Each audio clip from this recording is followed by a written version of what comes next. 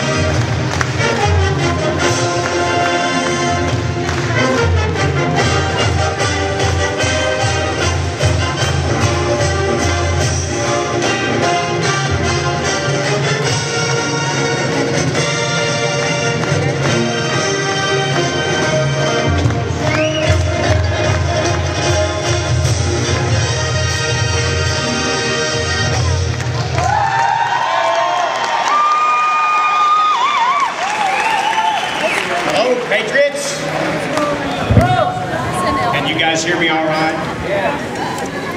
What a great day this has turned out to be.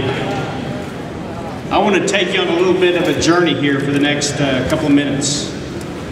Now, I want to start about 234 years ago and remind you that our founding fathers planted the seed of liberty that birthed this nation. Each generation since has nurtured and cultivated that seed and has passed freedom down to the next generation. But patriots, I'm afraid today that that good seed lies in decay because Washington politicians have become rotten to the core.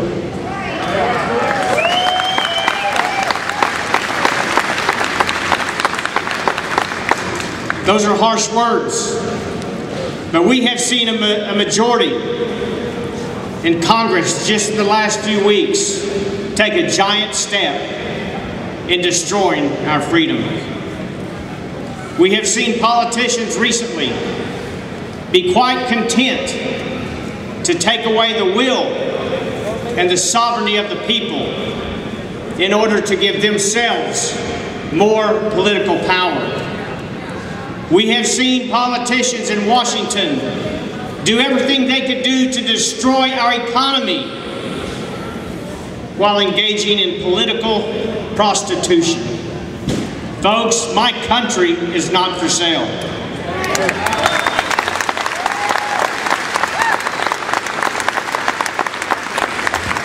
Today our freedom is at risk, and I think we all know that. Now that's the bad news. You want to hear some good news? This will not stand.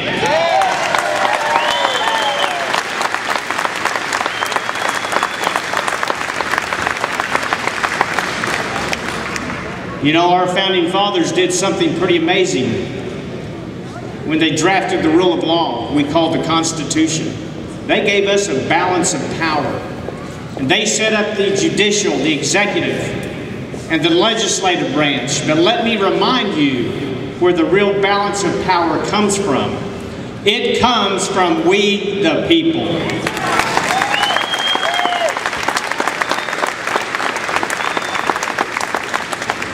I'm encouraged as I have been traveling the state of Oklahoma. Bobby.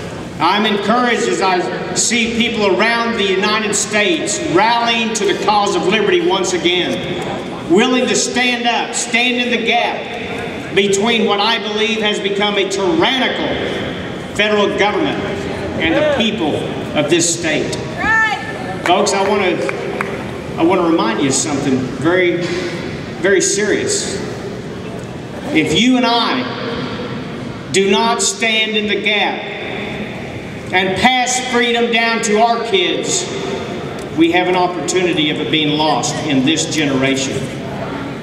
And I have dedicated myself My wife and I have dedicated ourselves to stand in that gap for you.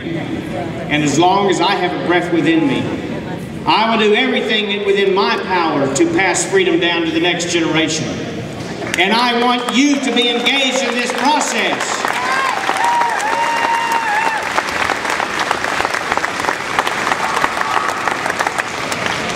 Thomas Jefferson said that I would rather be exposed to the inconveniences of attending to too much liberty than to those attending too small a degree of it. Now, I don't doubt for a minute it's probably inconvenient for most of you to be here today. It's difficult. It is inconvenient to pass freedom on, to protect freedom. But you see, it's our turn. It is our time. It is our duty, it is our destiny, as Ronald Reagan said, to preserve in sacred trust mankind's aspiration of freedom for generations to come.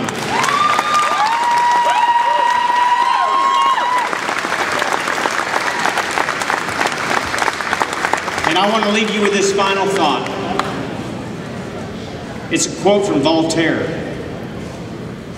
He said, if we choose not to exercise our freedom, if we choose not to exercise our freedom, those wishing to tyrannize will do so, and they will put shackles on sleeping men. Oklahoma, are you awake today?